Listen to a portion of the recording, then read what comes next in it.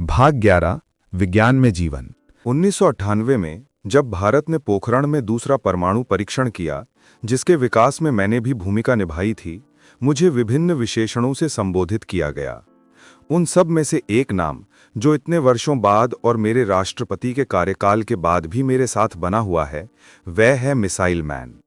जब मैं खुद को इस नाम से पुकारे जाते हुए सुनता हूं, तो यह मुझे बहुत मनोरंजक लगता है, क्योंकि यह नाम किसी बच्चे के खिलौने जैसे एक्शन फिगर के लिए अधिक उपयुक्त लगता है, बजाय एक वैज्ञानिक व्यक्ति के, जैसा कि मैं स्वयं को मानता हूं।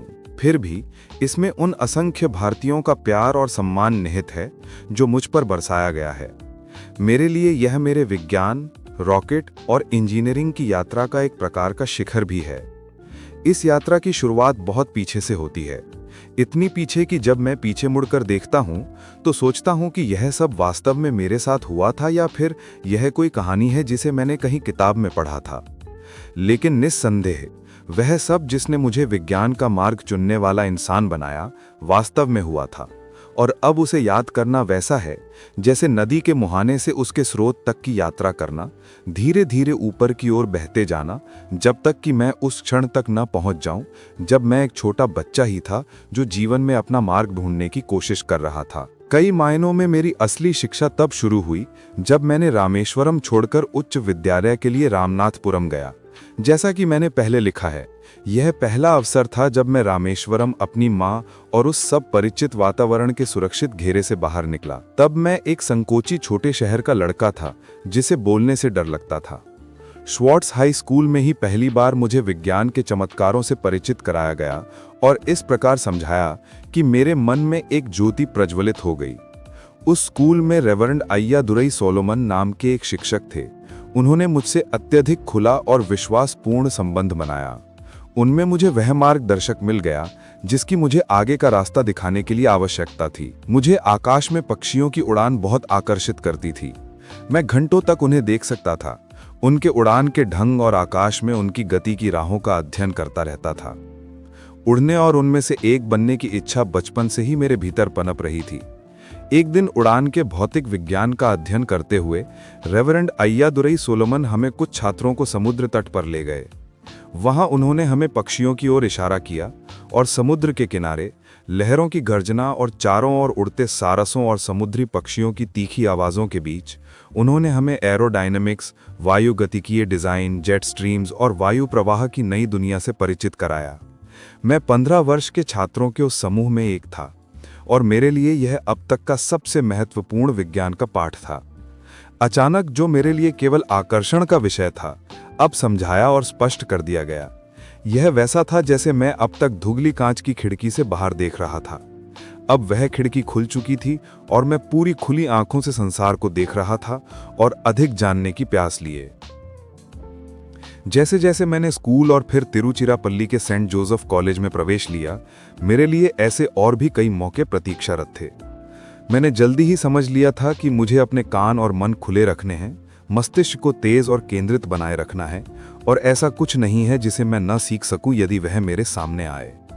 सेंट जोसेफ कॉलेज में जब प्रोफेसर चिन्नादुरई और प्रोफेसर कृष्णमूर्ति ने मुझे उपपरमाणविक भौतिकी की अवधारणा से परिचित कराया, तब पहली बार मैंने उस अदृश्य विश्व के बारे में सोचना शुरू किया जो हमारे चारों ओर उपस्थित है, पदार्थ और क्षय का विश्व। मैंने अर्धकाल अवधि और पदार्थों के रेडियोधर्मी क्षय के बारे में सीखा और अचानक संसार मुझे पहले की ठोस निश्चितताओं से बहुत भिन्न दिखने लगा। मैंने विज्ञान और आध्यात्म की तथाकथित द्वैतताओं पर भी सोचना शुरू किया। क्या वे वास्तव में इतने भिन्न थे जितना उन्हें बताया जाता है? यदि उपपरमाणविक स्तर पर कण अस्थिर हो सकते हैं और विघटित हो सकते हैं, तो यह मानव जीवन की अवस्था से कितना भिन्न है?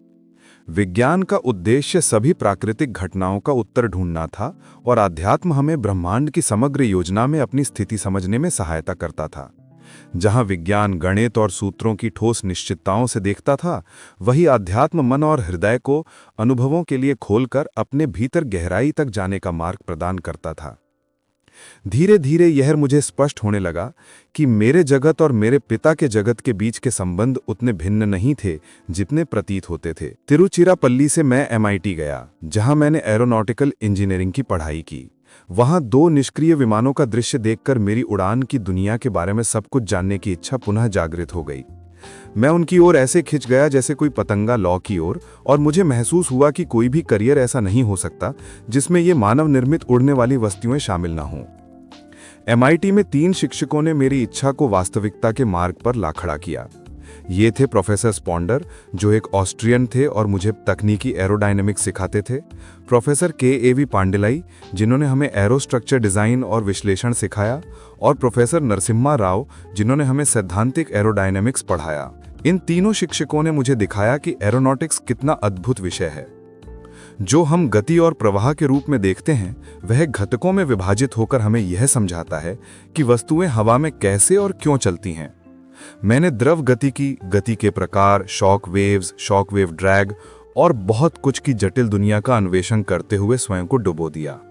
साथ ही विमानों की संरचनात्मक विशेषताएं भी मेरे लिए स्पष्ट होने लगीं, और मैंने असीम उत्साह से द्विपंखी विमान, एक पंखी विमान, बिना पूंछ वाले विमान और अध्ययन के अन्य कई क्षेत्रों के बारे में सीखा। MIT में मेरे समय के दौरान ऐसे कई मौके आए जब मैंने स्वयं को विज्ञान की दुनिया में डूबते हुए पाया। यह वह दौर था जब देश के इतिहास में स्वयं प्रधानमंत्री जवाहरलाल नेहरू से लेकर वैज्ञानिक दृष्टिकोण के विकास पर बहुत जोर दिया जा रहा था। मेरे चारों ओर, खासकर हमारे जैसे शैक्षणिक संस्थानों में, मैंने देखा कि हमें पारंपरिक सोच को पीछे छोड़कर इस नए वातावरण को अपनाने के लिए प्रोत्साहित किया जा रहा था। ज्ञान की खोज में वैज्ञानिक पद्धतियों का उपयोग करना सबसे अच्छा था। चूंकि मैं रामेश्वरम के धार्मिक वातावरण में पला बढ़ा था, मेरे लिए ऐसा करना बहुत कठिन था। इसके बजाय मैंने विज्ञान और आध्यात्म की एकता के अपने शुरुआती विचारों को रूप देना शुरू कर दिया। मैं यह स्वीकार करने को तैयार नहीं था कि केवल इंद्रियों का बोध ही ज्ञान और सत्य का स्रोत है। मुझे इस शिक्षा के साथ पाला गया था कि सच्ची वास्तविकता भौतिक संसार से परे आध्यात्मिक जगत में है, और सच्चा ज्ञान अपने भीतर की खोज में निहित है। अब मैं धीरे धीरे एक और संसार का हिस्सा बनता जा रहा था, जहां प्रमाण, प्रयोग और सूत्र सर्वोपरि थे। धीरे धीरे मैंने इस पर अपनी स्वयं की स्थिति तय करना सीख लिया, हालांकि इसे स्पष्ट रूप से समझने में मुझे कई वर्ष लगे। अंततः मैं MIT से एक प्रमाणित अभियंता बनकर निकला। फिर भी मुझे अभी भी रॉकेट्स और मिसाइलों की उस दुनिया के बारे में बहुत कुछ सीखना था, जिसमें मेरा करियर आगे चलकर निहित होने वाला था। तब मैं बस इतना जानता था कि मेरे सामने एक विशाल संसार खुला पड़ा है, और मैं इसका अधिक से अधिक हिस्सा आकाश की ऊंचाई से देखना चाहता हूं। कुछ वर्षों बाद DTD&PE एयर में, जहां मैं विभिन्न टीमों का हिस्सा था जिन्होंने ऊर्ध्वगमन और अवतरण प्लेटफॉर्म से लेकर हॉट कॉकपिट कहे जाने वाले तंत्रों का डिजाइन और निर्माण किया, मैंने स्वयं को एरोनॉटिकल डेवलपमेंट एस्टैब्लिशमेंट बेंगलुरु में पाया। अब मुझे एहसास होता है कि यहीं मुझे पहली बार नवाचार करने और शून्य से कुछ बनाने का बड़ा अवसर मिला। यह मेरे करियर में बार बार दोहराए जाने वाला पैटर्न बन गया। ADE में जमीन हैंडलिंग उपकरणों पर मेरी आरंभिक पढ़ाई के आधार पर यह तय किया गया कि एक स्वदेशी होवरक्राफ्ट प्रोटोटाइप को ग्राउंड हैंडलिंग इक्विपमेंट मशीन के रूप में डिजाइन और विकसित किया जाना चाहिए। ADE के निदेशक डॉक्टर मेदिरट्टा ने 4 लोगों की एक छोटी टीम बनाई और मुझे उसका नेतृत्व करने को कहा। यह हमारे लिए एक विशाल चुनौती थी। इस विषय पर न तो अधिक साहित्य उपलब्ध था और न ही कोई विशेषज्ञ जिसे हम सलाह के लिए बुला सकें। हमारे पास न तो कोई पूर्व निर्मित डिजाइन थे, न ही मानक पुर्जे जिन्हें हम उपयोग कर सकें। वास्तव में हमारे पास कुछ नहीं था सिवाय इसके कि हमें एक सफल उड़ने वाली मशीन बनानी थी। अब सोचता हूं तो यह वास्तव में चौंका देने वाली चुनौती थी उन अभियंताओं के एक समूह के लिए जिन्होंने पहले कभी कोई मशीन नहीं बनाई थी। एक उड़ने वाली मशीन तो दूर की बात थी। हमें परियोजना को पूरा करने के लिए 3 वर्ष दिए गए थे, और शुरुआती कुछ महीने हमने बस ठोकरें खाते हुए अपनी स्थिति स्पष्ट करने में ही बिता दिए। फिर एक समय आया जब मैंने तय किया कि हमें उपलब्ध संसाधनों के साथ ही आगे बढ़ना होगा और परिस्थितियों के अनुसार काम करना होगा। भले ही यह चुनौती बहुत बड़ी थी, लेकिन यह परियोजना मेरे दिल के बहुत करीब थी और इसने मेरी कल्पना को भी प्रज्वलित किया। कुछ महीनों बाद हम डिजाइन प्रक्रिया से विकास की ओर बढ़े। अब तक मैं एक और आत्मविश्वासी और दृढ़ व्यक्ति बन चुका था, फिर भी मेरी छोटे शहर की मध्यम वर्गीय जड़ें मेरे भीतर से कभी नहीं गईं। ऐसे संसार में धकेला जाना जहां मुझे दूसरों के काम का निर्देशन करना था और वरिष्ठ सहयोगियों के प्रश्न और संदेह का सामना करना था, इसका प्रभाव मुझ पर वैसे ही पड़ा जैसे लोहे पर आग का असर होता है। मेरे जैसे लोग जो स्वभाव से संकोची होते हैं और जिनकी पृष्ठभूमि उनके शहर निवासी सहयोगियों से भिन्न होती है, तब तक छाया में ही रहते हैं जब तक कुछ या कोई उन्हें केंद्र में न ला दे। मैंने समझ लिया था कि मुझे वह प्रेरणा मिल चुकी है और मैंने ठान लिया था कि मैं अपने ज्ञान और कौशल का पूरा उपयोग करके होवरक्राफ्ट परियोजना को सफल बनाऊंगा। संगठन के भीतर कई लोग इस परियोजना की प्रासंगिकता, उस पर खर्च हो रहे समय और धन पर प्रश्न उठाते थे। वे मेरी भूमिका पर भी सवाल उठाते थे, लेकिन मेरी टीम और मैंने बस सिर झुकाकर काम जारी रखा। धीरे धीरे चरण दर चरण प्रोटोटाइप आकार लेने लगा। जैसा कि एक बार तब हुआ था जब प्रोफेसर श्रीनिवासन ने MIT में मेरे डिजाइन कार्य को अस्वीकार कर दिया था और मैंने 2 रातों के भीतर अपना सारा कार्य फिर से किया था। मुझे अब फिर से ये अनुभव हुआ कि मन अविश्वसनीय रूप से लचीला होता है। ये उतना फैल सकता है जितना आप इसे फैलने देते हैं, और एक बार जब ये खुल जाता है तो कोई बाधा नहीं रहती। अपने आप में जो विश्वास इसके परिणाम स्वरूप आता है वो कुछ ऐसा है जिसे कोई आपसे छीन नहीं सकता। इस परियोजना का नाम नंदी रखा गया और उस समय के रक्षा मंत्री VK कृष्णा मेनन का इसमें आशीर्वाद था। उन्हें दृढ़ विश्वास था कि ये भारत में रक्षा उपकरणों के विकास की शुरुआत है। वे हमारे काम को बड़ी रुचि से देखते थे और 1 साल बाद जब उन्होंने हमारी प्रगति का निरीक्षण किया तो उन्होंने डॉक्टर मेदिरट्टा से कहा कि कलाम और उनकी टीम निश्चित रूप से सफल होंगे। वास्तव में हम सफल हुए। 3 साल पूरे होने से पहले ही हमने एक पूरी तरह से कार्यरत प्रोटोटाइप तैयार कर लिया और मंत्री को दिखाने के लिए तैयार थे। कृष्णा मेनन ने नंदी में उड़ान भरी और मैंने उसे पायलट किया। हालांकि उनकी सुरक्षा टीम ऐसा नहीं चाहती थी और मैंने पहली बार ये महसूस किया कि अपने ज्ञान और टीम वर्क के आधार पर कुछ ऐसा बनाना जो देश के लिए पहला था, कितना आनंद और उत्साह देता है। दुर्भाग्य से नंदी की कहानी का सुखद अंत नहीं हुआ। एक बार जब कृष्णा मेनन पद से हट गए तो उनके उत्तराधिकारियों ने होवरक्राफ्ट के उपयोग के बारे में उनका आशावाद साझा नहीं किया। ये एक विवादास्पद विषय बन गया और अंततः इसे बंद कर दिया गया। अगर कुछ भी मुझे जमीन पर ला सकता था और ये दिखा सकता था कि कभी कभी आसमान भी सीमा नहीं होता, तो ये वही कठोर सबक था कि अक्सर ऐसी शक्तियां होती हैं जो आपसे बड़ी होती हैं और आपके काम के परिणामों को तय करती हैं। मेरा दूसरा सबक ये था कि भले ही कुछ क्षेत्रों पर मेरा कोई नियंत्रण नहीं है, लेकिन मैं निश्चित रूप से अपना काम अपनी सर्वोत्तम क्षमता से कर सकता हूं, क्योंकि अंततः वही हमारे हाथ में रहता है और कौन जानता है कि हमारे कार्यों के परिणाम कहाँ छिपे हैं।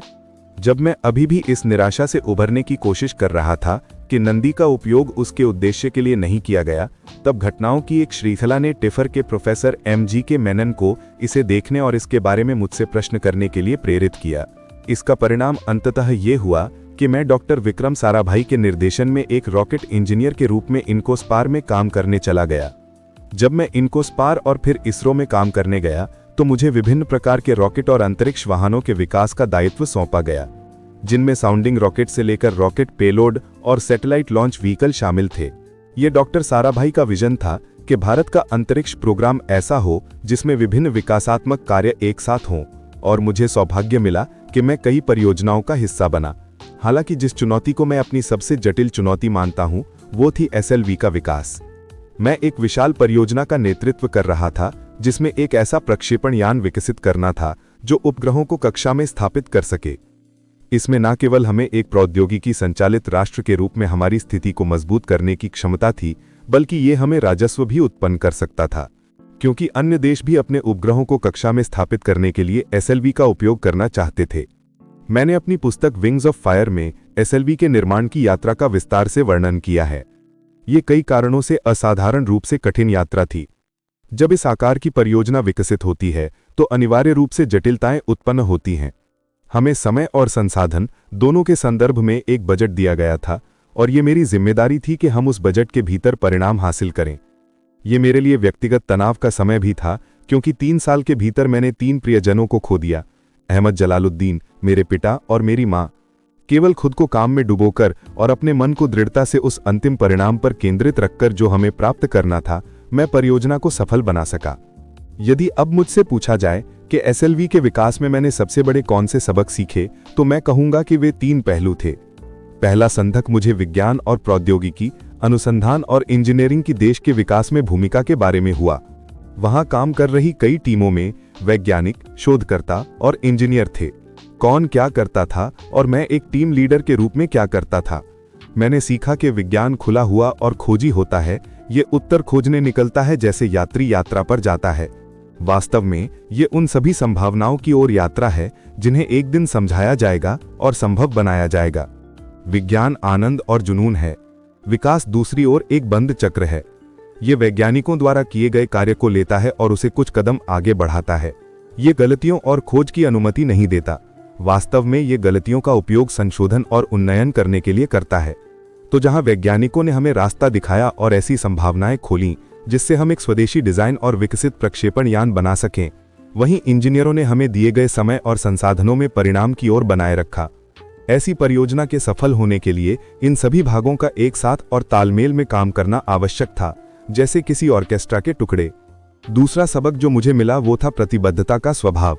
उन वर्षों में जबकि मैं स्वयं परियोजना के अतिरिक्त और कुछ नहीं सोचता था, मेरे जैसे बहुत से और लोग थे जिन्होंने इसमें अपार मेहनत और जुनून डाला। फिर भी इस विषय पर सबसे मूल्यवान ज्ञान के शब्द मुझसे वर्नर वॉन ब्राउन ने कहे। रॉकेटरी के क्षेत्र में एक दिग्गज, ब्राउन ने द्वितीय विश्व युद्ध के दौरान लंदन को नष्ट करने वाले V2 मिसाइलों का विकास किया। बाद में उन्हें नासा के रॉकेटरी प्रोग्राम में शामिल किया गया, जहां उन्होंने जुपिटर मिसाइल बनाई जो पहली लंबी दूरी की मिसाइल थी। वे वैज्ञानिक, डिजाइनर, इंजीनियर, प्रशासक और प्रौद्योगिकी प्रबंधक थे। वो वास्तव में आधुनिक रॉकेटरी के पिता थे। मुझे उनका स्वागत करने और उन्हें चेन्नई से थुम्बा तक ले जाने का सौभाग्य मिला। उनके शब्द आज भी मेरे मन में अंकित हैं। उन्होंने कहा, हमें ये हमेशा याद रखना चाहिए कि हम केवल सफलताओं पर ही नहीं बल्कि असफलताओं पर भी बनाते हैं। इस पेशे में अनिवार्य कठोर परिश्रम और समर्पण की आवश्यकता पर उन्होंने कहा कि केवल कठोर परिश्रम रॉकेटरी में पर्याप्त नहीं है। ये कोई खेल नहीं है जहां मात्र परिश्रम से आपको सम्मान मिल सकता है। यहाँ न केवल आपके पास एक लक्ष्य होना चाहिए बल्कि उसे जितनी जल्दी हो सके प्राप्त करने के लिए रणनीतियां भी होनी चाहिए। पूर्ण प्रतिबद्धता केवल मेहनत नहीं है, ये पूर्ण संलग्नता है। ये एक लक्ष्य तय करने के बारे में है। ये आपके सामने एक लक्ष्य होना है जो आपके कठोर परिश्रम के अंतिम परिणाम में अंतर डालता है। और ये शब्द जिनका मैंने पालन किया, रॉकेटरी को केवल अपना पेशा या जीविका मत बनाइए, इसे अपना धर्म, अपना मिशन बनाइए। उस समय मैंने SLV परियोजना के अतिरिक्त सब कुछ स्थगित कर दिया। मैंने तनाव को संभालना भी सीखा। ये इस बात पर निर्भर करता है कि आपका मन आपके लक्ष्य के मार्ग में बिखरी कठिनाइयों को कैसे संभालता है, यही परिणाम तय करता है। मैं वास्तव में मानता हूं कि हमें इन कठिनाइयों की आवश्यकता है ताकि हम किसी भी मिशन की अंतिम सफलता का आनंद ले सकें। और ये मुझे SLV परियोजना से मिले तीसरे सबक तक ले जाता है, विफलताओं से निपटने और उनसे सीखने की क्षमता। अब ये अच्छी तरह से जाना जाता है कि SLV-3 की पहली प्रायोगिक उड़ान परीक्षण असफलता में समाप्त हुई। वाहन समुद्र में गिर गया।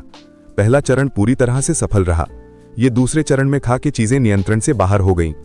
317 सेकंड बाद उड़ान समाप्त कर दी गई और वाहन का मलबा, जिसमें पेलोड के साथ चौथा चरण शामिल था, श्रीहरिकोटा से 560 किलोमीटर दूर समुद्र में जा गिरा। घटनाओं के इस मोड़ पर मैं अविश्वास से सुन्न हो गया था। हाँ, मैंने पहले भी असफलताओं और बाधाओं का अनुभव किया था, लेकिन ये सालों की कठिन मेहनत के बाद आया, सहना मुश्किल था।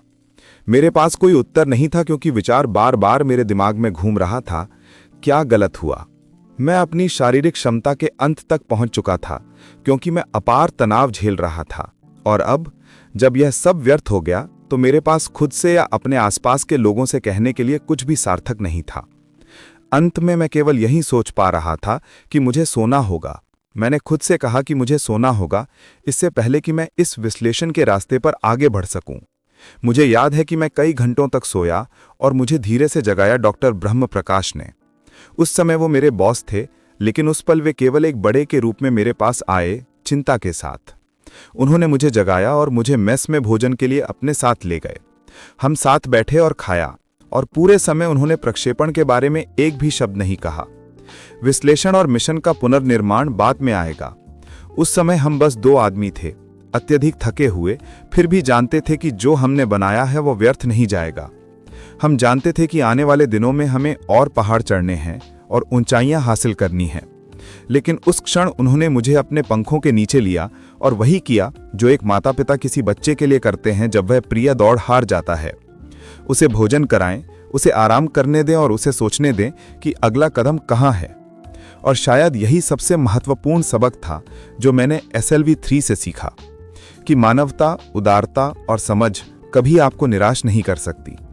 दिन के अंत में जब लक्ष्य निर्धारित और अंकित हो चुके हों, जब रास्ता पार कर लिया गया हो और बाधाओं का सीधे सामना किया गया हो, तो केवल मानवता के मूल्य ही सच्चा सहारा लाते हैं। कोमल और क्षमाशील, दयालु और करुणामयी होना ही अंततः वो सब है जिसकी हमें आने वाले समय में आवश्यकता होगी। चाहे हम मिसाइल विकसित करें या स्कूल में पढ़ाएं, चाहे हम उच्च पदों पर हों या इस उलझे हुए संसार में बच्चों का पालन पोषण करने वाले माता पिता हों, मेरा विज्ञान की दुनिया में सफर यहां से और भी आगे चलता है। इसरो से मैं DRDO पहुंचा, जहां मैं उन टीमों का हिस्सा बना जिन्होंने भारत की पहली स्वदेशी मिसाइल प्रणालियां पृथ्वी, त्रिशूल, नाग और अग्नि बनाई।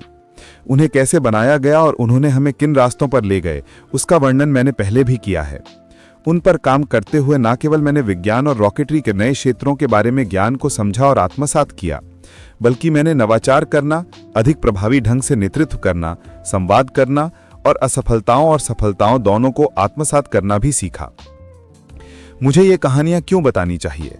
शायद इसलिए क्योंकि मुझे लगता है कि जिन विविध विषयों और लोगों से मैं मिला हूं, उनमें मैंने जीवन के लगभग हर पहलू का सामना किया है जो चकित कर देने वाला हो सकता है। मैंने उनसे लड़कर रास्ता बनाया, और यदि मेरी इस पुनर्कथा से मैं दूसरों को ऐसे ही हालात में जीवन की विषमताओं को समझने में मदद कर पाऊं, तो मैं मानूंगा कि मेरी ये यात्रा केवल मेरे लिए नहीं, बल्कि असंख्य अन्य लोगों के लिए भी जी गई है। मैं इस महान भूमि में एक कुआं हूं, इसके लाखों लड़कों और लड़कियों को देखने वाला, जो मुझसे जल निकालते हैं अक्षय दिव्यता पाने के लिए और उसकी कृपा हर जगह फैलाने के लिए, जैसे कुएं से निकाला गया पानी फैलता है। अगर आपको ये ऑडियो बुक अच्छी लगी तो नेक्स्ट पार्ट के लिए चैनल को सब्सक्राइब कीजिए। मैं बहुत ही जल्दी इसका 12वां भाग डालूंगा।